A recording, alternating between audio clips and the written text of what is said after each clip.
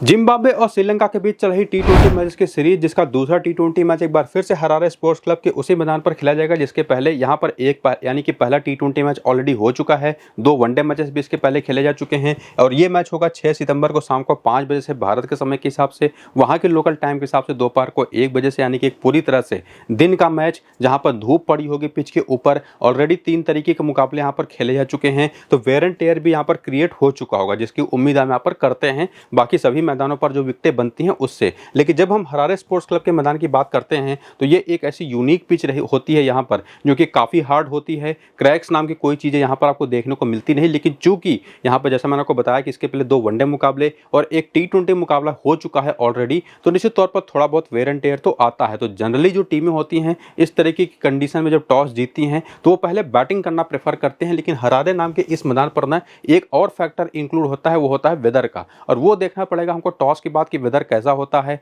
आसमान पर बादल होंगे या क्लियर कट वहां पर पूरी तरह से क्लियर वेदर होगा, धूप पड़ी होगी पिच के ऊपर, तो उस पर काफी सारी चीजें टॉस के बाद डिपेंड करेंगी। लेकिन हम आखिरी 6 टी20 मैचेस अगर आप देखें जो इस ग्राउंड पर खेले गए हैं, जिसका स्कोर कार्ड आपके सामने है, उसमें 2 बार पहले बैटिंग करने वाली टीम जीती है, 4 बार बैटिंग सेकंड करने वाली टीम जीती है, जो कि काफी हद तक क्लियर कर देती है कि बहुत ज्यादा इफेक्ट यहाँ पर आता नहीं पिच के ऊपर। सेकंड इनिंग में ज्यादा बेहतर कंडीशन यहाँ पर होती है कि किसी भी स्कोर को आप चेज करिए और मैच को भी जीत जाइए। और इवन जो इसी सीरीज का जो पहला मुकाबला हुआ श्रीलंका और जिम्बाब्वे के बीच में, वहां पर भी जिम्बाब्वे ने पहले बैटिंग करते 175 रन बना दिए थे 7 विकेट पर, लेकिन उसको भी चेज करते हुए श्रीलंका की टीम ने 177 रन बना करके 6 विकेट से इस मैच को जीता। और इसका सबसे बड़ा रीजन होता है क्यों ज्यादातर टीमें यहाँ पर पहले फील्डिंग करती है टी20 फॉर्मेट में, खास करके चूंकि नई गेंद से शुरुआती कुछ ओवर में हल्के फुल्का मूवमेंट तो मिलता ही मिलता है, खास करके पहली इनिंग की बॉलिंग में, और उसमें अगर आसमान पर बादल हुए तो वो इफेक्ट और भी बड़ा हो जाता है। तो निश्चित तौर पर हमको टॉस के बाद वो देखना पड़ेगा वेदर के बारे में। बाकी पिच के बारे में तो आपको काफी हद तक ओवरऑल आपको मैंने क्लियर कर ही दिया कि बैटिंग के लिए पिच ओवरऑल काफी बेहतर होती है, लेकिन आसमान पर बादल होंगे तो पहली इनिंग की बॉलिंग में शुरुआती 6 ओवर में थोड़ी सी मदद होगी तेज गेंदबाजों के लिए। बाकी पिच थोड़ी सी बेहतर होती चली जाएगी जैसे जैसे मैच आगे बढ़ता चला जाएगा बैटिंग करने के लिए, जिसमें एक रोल उसका भी होता है ना कि टीमें कौन कितनी बेहतर है या स्ट्रांग है, स्पेसिफिकली बॉलिंग किसकी कितनी बेहतर है, जो कि श्रीलंका ने काफी हद तक दिखाया है इस पूरी की पूरी सीरीज के दौरान, चाहे वो वनडे सीरीज रही हो चाहे यहाँ पर अभी टी20 सीरीज हुई हो। बॉलिंग के दम पर भी काफी हद तक उन्होंने मैचेस जीते हैं, जो कि जिम्बाब्वे से थोड़ी सी बेहतर दिखाई पड़ी है। बैटिंग तो दोनों टीमों ने काफी बेहतर करी है। तो जो भी अपडेट होगा, बाकी स्पिन और पेस के आंकड़े भी अगर आप देखना चाहें तो यहाँ पर देख सकते हैं, तो जो भी डेटा अपडेट होगा खास करके टॉस के बाद का कि वेदर कैसा है, पिच कैसी है और कौन सी टीम पहले बैटिंग बॉलिंग कर रही है, और उसकी बेसिस पर जो मेरी अपनी फाइनल 6 टीम बनेगी आज के इस मैच के लिए, वो आपको मैं टेलीग्राम के चैनल पर और व्हाट्सअप चैनल पर प्रोवाइड करवाऊंगा। लिंक इन दोनों चैनलों का इसी वीडियो के डिस्क्रिप्शन में और कमेंट बॉक्स में जो पिन किया हुआ कमेंट है नीचे, वहां पर आपको देखने को मिल जाएगा। तो जाकर के लिंक्स को क्लिक करके टेलीग्राम और व्हाट्सअप को ज्वाइन कर लीजिए।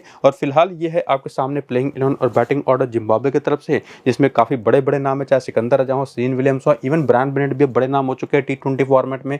और इसके अलावा रयान बर्ल हैं, बॉलिंग में रिचर्ड इंगारा, ब्लेसिंग मुजरबानी है, ब्रैडली इवांस भी खेले थे, मपोसा ने भी पिछले बार में जब पूरे 4 ओवर करे थे, चौथा, 9वां, 11वां और 18वां, और 1 विकेट भी लेकर के गए थे, जिसमें रिचर्ड इंगारा और ब्लेसिंग मुजरबानी, ये तो आपको 2 ओवर पावर प्ले के और 2 ओवर डेथ के, यानी कि टोटल 4 ओवर करते दिखाई पड़ेंगे ही, जिसमें ब्रैडली इवांस ने भी 1 पावर प्ले का ओवर, 1 मिडिल में और 1 ओवर डेथ में किया था, 1 विकेट भी लिया था। सिकंदर रजा भी पूरे 4 ओवर मिडिल ओवर्स के करते दिखाई पड़े थे, लेकिन सेन विलियम्स ने केवल 1 ओवर करा था। बाकी बेंच के प्लेयर आप उधर देख सकते हैं। और उसके बाद इन्हीं जिम्बाब्वे के प्लेयर्स का टी20 करियर वो कैसा रहा है, उसका सारा डेटा आपके सामने है, जिसको देखने की जो जरूरत है वो इस वजह से थोड़ी सी इंपॉर्टेंट बन जाती है ना, जो कि एक तो आपको 6 टीमें बनानी है, तो आपको एक तो प्लेयर का एक्सपीरियंस पता चल जाएगा टी20 फॉर्मेट में। यहाँ पर एक और चीज आपको जो पता चलेगी कि जैसे ब्रायन बेनेट को ही अगर आप ले लें तो 34 मैच 805 रन बना चुके हैं, लेकिन ये जो नंबर्स है ना, इसमें पहले टी20 मैच का स्कोर इंक्लूड नहीं है, जिसमें उन्होंने शानदार 80+ की इनिंग खेली थी, तो उसको भी अगर आप इंक्लूड कर देंगे तो निश्चित तौर पर लगभग 900 रन बना चुके हैं 35 मैचेस में,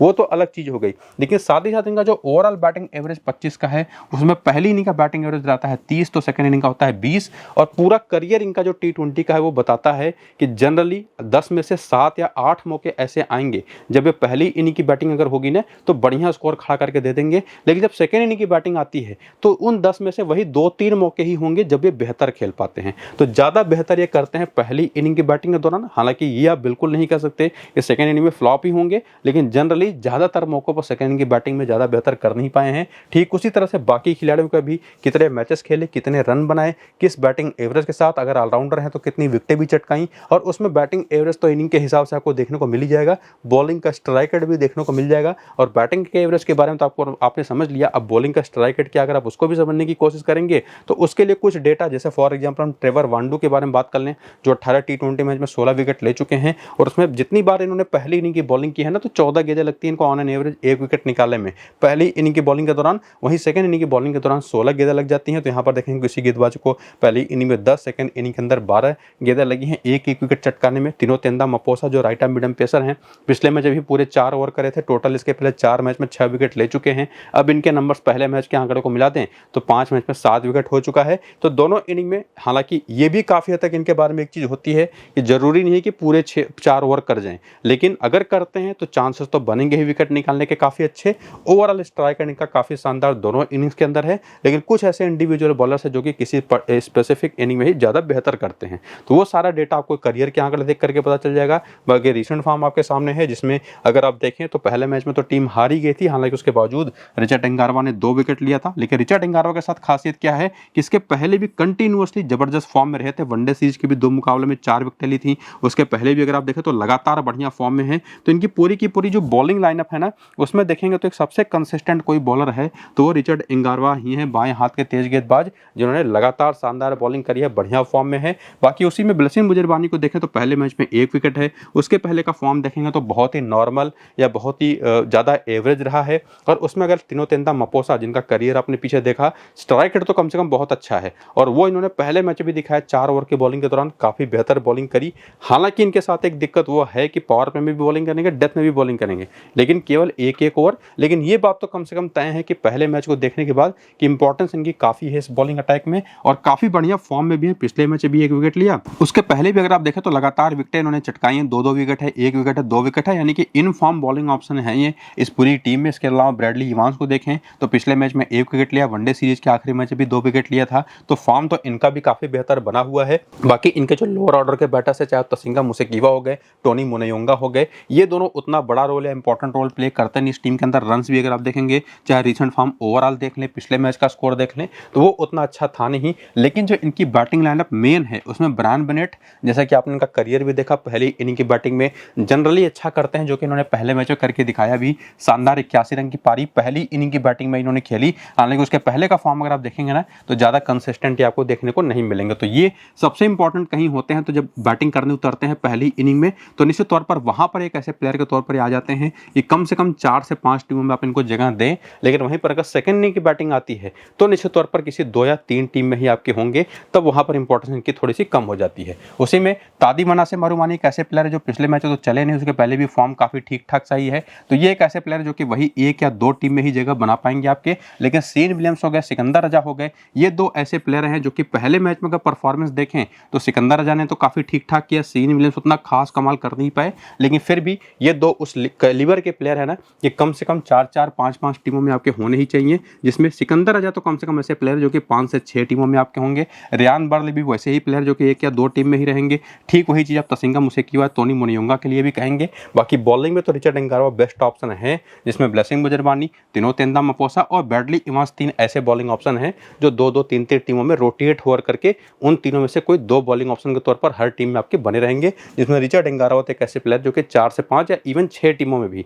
आप इनको जगह दे सकते हैं। बाकी बेंच पर ट्रेवर वांडू एक ऐसे ऑप्शन हैं जो कि काफ़ी बेहतर हो सकता है अगर प्लेइंग इलेवन में जगह बनाते हैं, और इवन वेलिंगटन मसाकाजा अगर खेलते हैं तो, हालांकि उतने बेहतर ऑप्शन के तौर पर नहीं, लेकिन ट्रेवर वांडू ये ध्यान में रखिएगा अगर खेलते हैं तो काफ़ी इंपॉर्टेंट होंगे। बाकी हेड टू हेड के आंकड़े आपके सामने हैं। ब्रायन बेनेट ने श्रीलंका के खिलाफ 4 मैच 145 रन बनाए, 81 का हाईएस्ट स्कोर है। और नंबर हालांकि अगर आप देखेंगे ना तो किसी के भी नंबर उतने बेहतर आपको तो देखने को नहीं मिलेंगे अलग से कि आप उसके दम पर किसी को लेकर के जाएं। हाँ, कुछ एवरेज आंकड़े हैं, जैसे रिचर्ड एंगारवा के 4 मैच 4 विकेट हैं, ब्लेसिंग मुजरबानी के 4 मैच 5 विकेट है। या बैटिंग में देखेंगे तो काफ़ी तक सिकंदर रजा ने ओवरऑल ठीक ठाक काम किया है, लेकिन बाकी नंबर्स उतने बेहतर आपको देखने को मिलेंगे नहीं। हालांकि पीछे चीज़ें आपको मैंने क्लियर कर दी है कि कौन कितना इंपॉर्टेंट होने वाला है। वेन्यू का भी डेटा अगर आप देखना चाहें तो देख सकते हैं, उतना जरूरी है नहीं। लेकिन यहाँ पर एक चीज़ कम से कम आपको हेल्प कर देगी, वो है इनिंग की बेसिस पर जो बैटिंग एवरेज है या बॉलिंग का स्ट्राइक रेट है, वो चीज़ जो आपको 6 टीमें बनाते टाइम पर हेल्प करेगी कि किसको किस किस इनिंग की बैटिंग या बॉलिंग के दौरान आपको ज़्यादा इंपॉर्टेंस देना है, जो कि आपको मैंने करियर वाला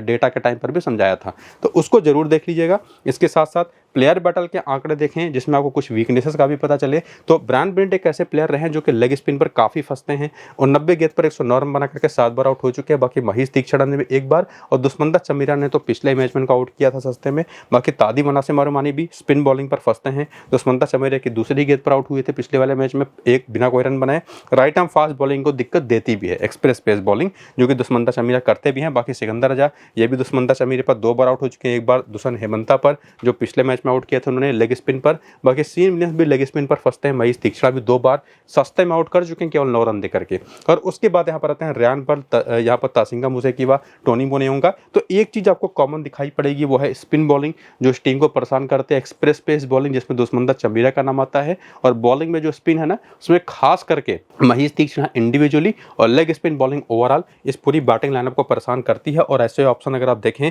तो दुष्यंत हेमंता सामने टीम में है। कुछ हद तक अगर कामिंदु मंडी से चरित असलंका बॉलिंग करते हैं तो ये भी होंगे जिसके चांसेस काफ़ी कम हैं, लेकिन निश्चित तौर पर दुष्यंत हेमंता तो हैं ही, महीश तीक्षणा तो हैं ही और दुष्मंता चमीरा तो रहेंगे ही। जिसमें नुआन थुसारा सेकेंड इनिंग की बॉलिंग अगर आती है, अभी आगे आप देखेंगे तो बड़े इंपॉर्टेंट हो जाते हैं। बाकी ये कुल टोटल 6 बॉलिंग ऑप्शन पिछले मैच में यूज किए गए थे।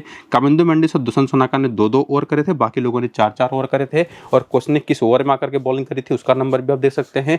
बेंच के जो ऑप्शन हैं वो तो आप देख ही सकते हैं। करियर के आंकड़े ठीक उसी तरह से जैसे आपने पीछे जिम्बाब्वे के टाइम पर समझा था डेटा कि किसका पूरा करियर कैसा रहा है, इनिंग के बेसिस पर वो करियर कैसा चला है, चाहे वो बॉलर हो चाहे बैटर हो। हालांकि बहुत ज़्यादा डिफरेंस आपको किसी को दिखाई पड़ेगा नंबर में ना, तो वो नुआन थुसारा का ही दिखाई पड़ेगा जो अपने पूरे करियर में पहली इनिंग में तो 17 गेंदें लगाते हैं, लेकिन सेकेंड इनिंग की बॉलिंग अगर मिल जाए इनको तो वहाँ पर केवल 10 गेंद लगाते हैं। तो वो चीज़ आप ध्यान में रखिए कि नुआन थुसारा हालांकि पहली इनिंग की बॉलिंग के लिए भी इक्वल इंपॉर्टेंट है, लेकिन सेकेंड इनिंग की बॉलिंग अगर आती है तो वहाँ पर कम से कम 4-5 टीम आप इनको जगह दे सकते हैं। पहली इनिंग की बॉलिंग में 2 से 3 टीमों में ही आपके लिए ये ज़्यादा इंपॉर्टेंट रहेंगे। बाकी रिसेंट फॉर्म के आंकड़े अगर आप देखें तो पिछला जो मैच हुआ जिसको जीता भी श्रीलंका ने, उसमें 3 विकेट लिए दुष्मंता चमीरा ने, 1 विकेट लिया नुआन थुसारा ने, 1 विकेट लिया महीश तीक्षणा ने, 1 विकेट लिया दुष्यंत हेमंता ने। 14 नाबाद की पारी भी खेली। दसुन सनाका कुछ खास कमाल कर नहीं पाए। कामिंदु मेंडिस ने 41 नाबाद की ताबड़तोड़ पारी खेली, बॉलिंग भी 2 ओवर की करी। चरित असलंका पिछले मैच में चले नहीं, नुआनिधु फर्नांडो भी नहीं चले, कुशल परेरा भी नहीं चले, लेकिन दोनों ओपनर्स ने 38 और 55 की 2 बढ़िया पारियां खेली। तो कम से कम इस पूरी बैटिंग लाइनअप में चाहे वो पथुम निशंका हो, चाहे वो कुशल मेंडिस हो, और उसके साथ साथ ऑलराउंडर्स के तौर पर कामिंदु मेंडिस हो, as a bowler Dushmantha Chameera हूं, ये 4 ऐसे ऑप्शन हैं इस टीम के अंदर जो आपकी 4 से 5 टीमों में रहेंगे। लेकिन उसी में कुछ ऐसे डिफरेंशियल ऑप्शन, इसमें महीश तीक्षणा को इंक्लूड कर दीजिए। सेकेंड इनिंग की बॉलिंग है तो ये भी, नुआन थुसारा भी खास करके सेकेंड इनिंग की बॉलिंग में, तब तो ये 4 से 5 टीमों में आपके होने चाहिए। पहली इनिंग की बॉलिंग होती है तो 1 या 2 टीमों में। ये चीज़ आप इन दोनों को लेकर के, और बाकी दुष्यंत हेमंता जो कि एक लेग स्पिन बॉलिंग ऑप्शन है, ये भी काफ़ी इंपॉर्टेंट होंगे जो कि बैटिंग भी करके दे सकते हैं। कम से कम 4 से 5 टीमों में होंगे। और बाकी जब जो बाकी टीमें बचती है 4-5 टीमों के बाद 1, 2 या 3 टीमें, उसमें आप रोटेट करके कुशल परेरा को और चरित असलंका को रखेंगे। नुआनिधु फर्नांडो किसी 1 या 2 टीम में ज़्यादा से ज़्यादा आपके होंगे। और इस तरह से प्लेयर सिलेक्शन आपको श्रीलंका की तरफ से करना है, काफ़ी सिंपल वे में, और काफ़ी जल्दी से आपको मैंने चीज़ें समझा दी हैं। बाकी हेड टू हेड के आंकड़े देखना चाहें तो वो भी देख सकते हैं, जिसमें इंटरेस्टिंगली 4-4 मुकाबले, 3 मुकाबले खेलने के बाद भी ना बहुत ज़्यादा बेहतर स्कोर्स हैं नहीं श्रीलंकन बैटर्स के। और उसमें बॉलिंग के भी आंकड़े अगर आप देखें तो महीश तीक्षणा के 4 मैच में 7 विकेट है, जिसमें 5 विकेट पहली इनिंग में, 2 विकेट सेकंड इनिंग में। दुष्मंता चमीरा के 4 मैच में 6 विकेट हो चुके हैं। तो ये 2 बॉलर तो सबसे इंपॉर्टेंट होंगे ही। इसके बाद वेन्यू का डेटा देखने आएंगे तो जो पिछला वाला यानी कि पहला T20 मैच हुआ वो पहला ही मैच था इस ग्राउंड के ऊपर सभी श्रीलंकन प्लेयर्स का, तो वही सेम डेटा आपको मिलेगा जो आपको पीछे रिसेंट फॉर्म में देखा। और उसके बाद आकर के प्लेयर बैटल का डेटा देखेंगे तो उसमें पथुम निशंका एक ऐसे प्लेयर है जो तीनों मपोसा पर आउट हुए थे पिछले वाले मैच में। बाकी बिल्सिंग मुजरवानी पर और रिचर्ड निंगारवा पर भी एक बार सस्ते में आउट हो चुके हैं। कुशल मेंडिस, सेन विलियम्स पर एक बार बिल्सिंग मुजरवानी पर, पिछले वाले मैच बाएं हाथ के तेज गेंदबाज रिचर्ड निंगारवा पर आउट हुए थे। तो इंडिविजुअल बॉलर्स पर दिक्कत है, किसी टाइप ऑफ बॉलिंग पर नहीं। बाकी वही सेम चीज आपको कुशल परेरा के साथ दिखाई पड़ेगी, नुआनिधु फर्नांडो के साथ, जो बिल्सिंग मुजरवानी की पहली ही गेंद पर पिछले वाले मैच में आउट हो गए थे।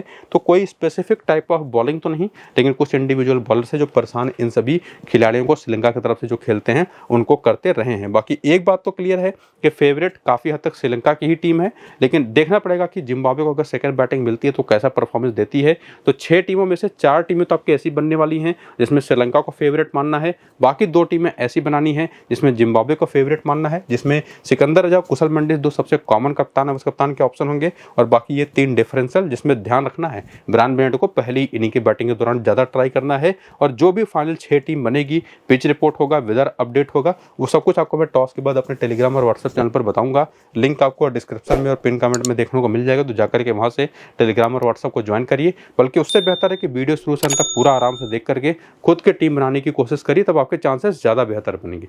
फिलहाल इस वीडियो को यहीं पर करेंगे खत्म, चलते हैं।